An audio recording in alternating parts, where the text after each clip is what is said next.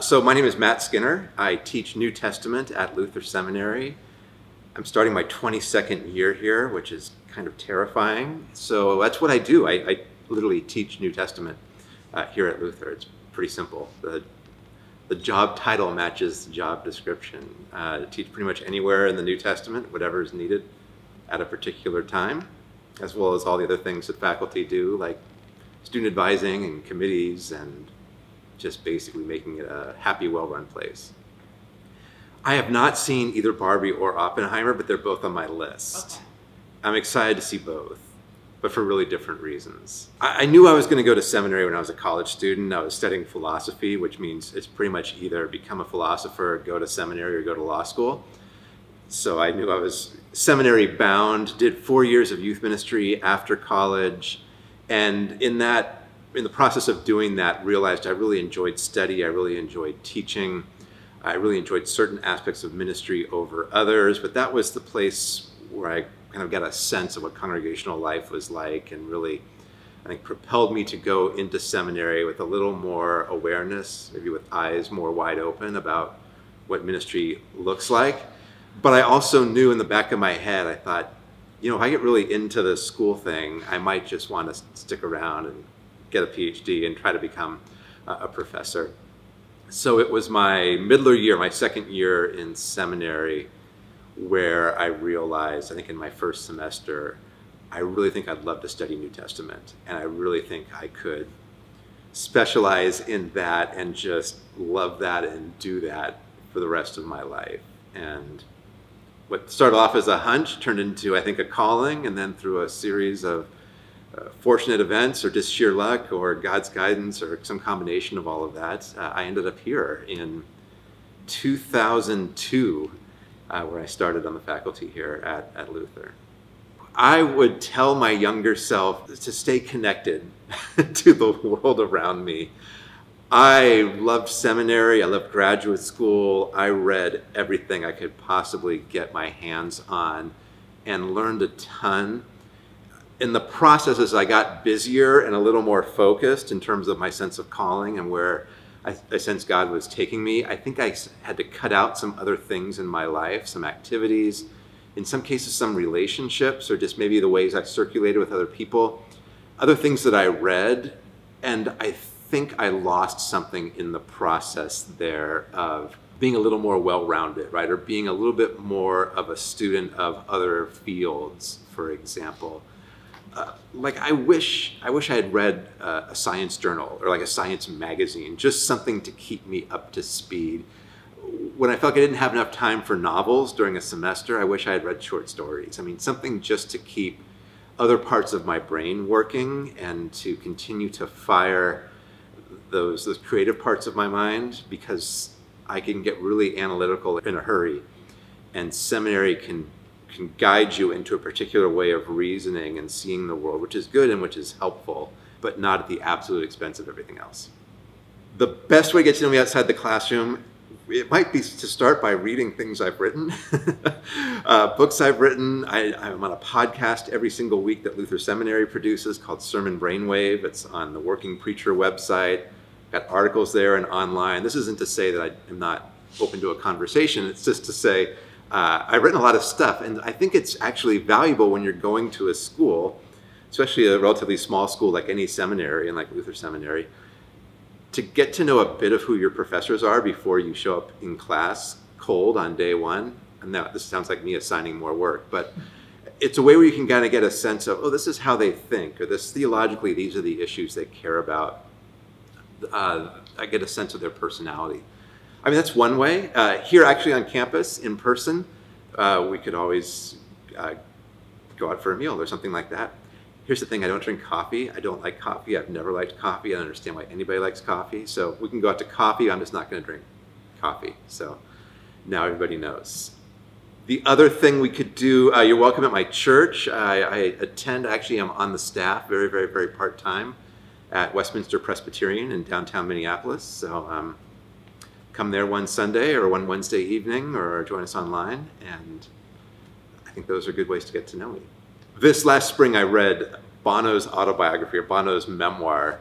I think it's called Surrender, if I remember correctly, which again, I grew up with Tom Cruise. I also grew up with U2, and so they were this band that I always appreciated and always found interesting in terms of some of their, not just their artistic evolution, but also their involvement in justice issues and their, I think, interest in trying to make a difference. And always thought Bono was a little weird, a bit of a megalomaniac. I think he is. I think he knows he is. But it was fun to read a book where he talks a lot about growing up, talks about some of his formative years in Ireland, talks about some of his own struggles in terms of, should I be in a band or should I not? It's, you know, they say never get to know your heroes because you'll be disappointed in their character flaws and things like that. I really had fun reading this and felt like I knew somebody a lot better who I think had a significant impact on my aesthetic, in some ways even my ways of thinking, especially when I was in my teens and 20s. I don't have a single go-to karaoke song, but it would be anything in the Bon Jovi catalog, probably. I think Living on a Prayer is classic karaoke. I think Dead or Alive would be great, or It's My Life. I think get a couple glasses of wine in me and one of those comes on and stick a microphone and you don't know what might happen. But that's not a bet. My favorite thing about the Twin Cities is summertime because there's no snow on the ground and the days are super long. The sun is out for a long time, which I absolutely love. And it gets hot, but not too humid and never too hot. Like I'm in between 80 and 95, I'm just happy as can be, and lots of sunshine, I'm happy as can be. So I like that. I also love the cultural scene here. There's great restaurants here. There are great outdoor festivals and activities in the summertime. There are, if you're into the stage, there are great theaters here as well. Great orchestra. The local music scene is great, and big act comes through here. And it's a mid-sized metro area, and so it's relatively cheap as well. You can have a night out and not. I used to live in New Jersey, and going to New York, you know, you just bring 2 sacks of money with you and spend it by dinner time. Not here.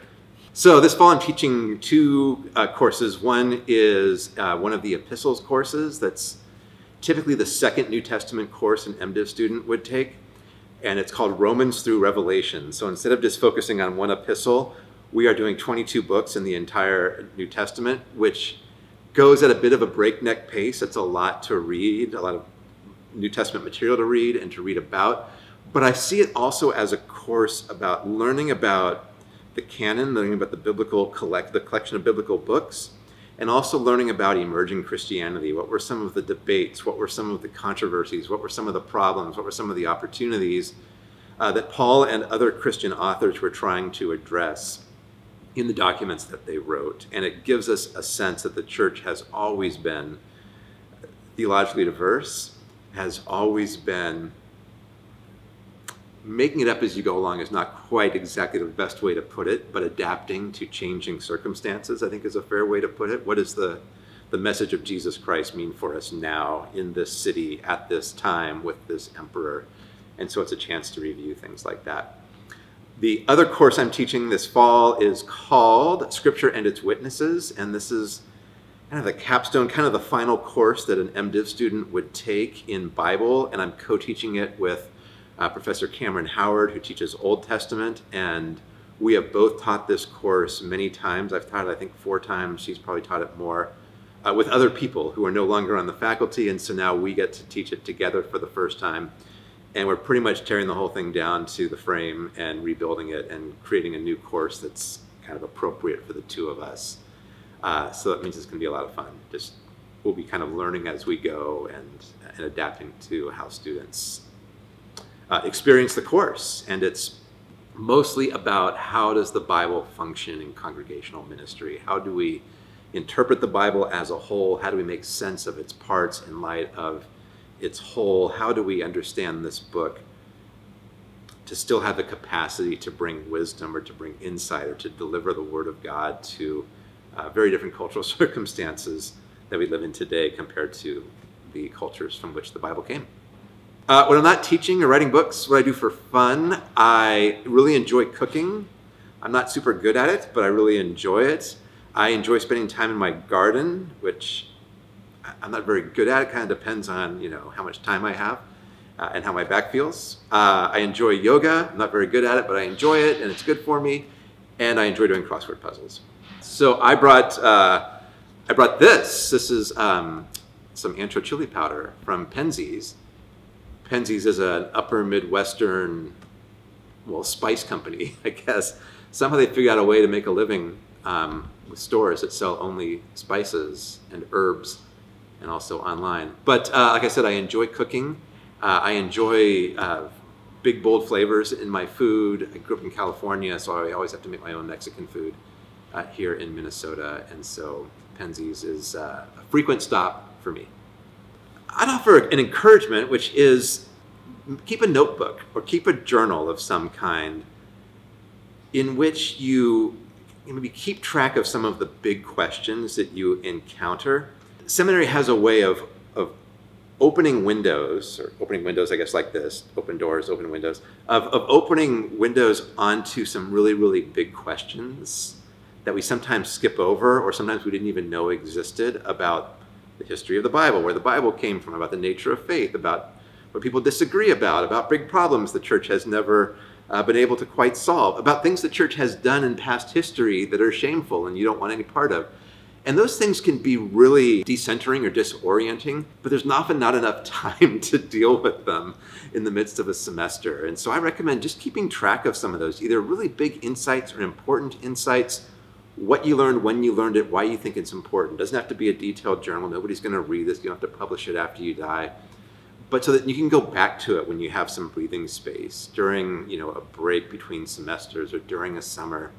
And you can remember those questions, not so that you can then tick them all off and say, well, this is easy, but so that you don't lose track of them.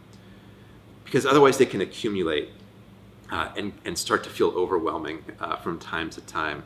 There are questions I still go back to all the time because I've never quite answered them in a way that's fully satisfactory for me. So I just recommend keeping a journal so you have a bit of a map for where you've been and how you got to where you are in terms of those things that mattered deeply to you, that really either boost your own faith or maybe feel like they're imperiling your faith or maybe just forcing you to think about your faith with a little more depth or breadth than perhaps you've had to before.